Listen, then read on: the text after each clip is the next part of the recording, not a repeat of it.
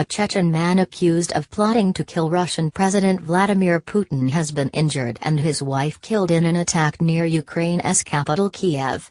Adam Osmaev was wounded but will live after a car he was in was shot at, Ukrainian Interior Ministry advisor Anton Herashchenko said.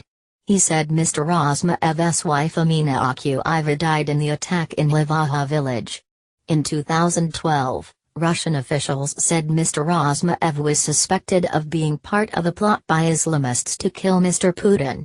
Russian media reported at the time that the plotters were planning to plant mines on Kutuzovsky Avenue in Moscow, used by Mr. Putin on a daily basis.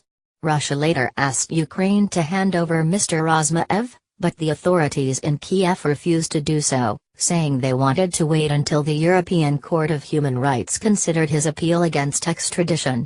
In June, he survived an assassination attempt in Kiev. The attacker was then shot and wounded by Mrs. Akuyeva. The couple are well-known figures in Ukraine, after fighting as volunteers for Ukraine's military against pro-Russian rebels in the east of the country. No one has so far claimed responsibility for Monday's attack. It comes less than a week after a Ukrainian lawmaker was injured in a vehicle bombing in Ukraine's capital. A bodyguard of Ihor Mozychuk and another person were killed in the blast. Mrs. Akuyeva once worked for him as an advisor. Kiev has in recent years seen a number of deadly attacks on high-profile politicians and journalists.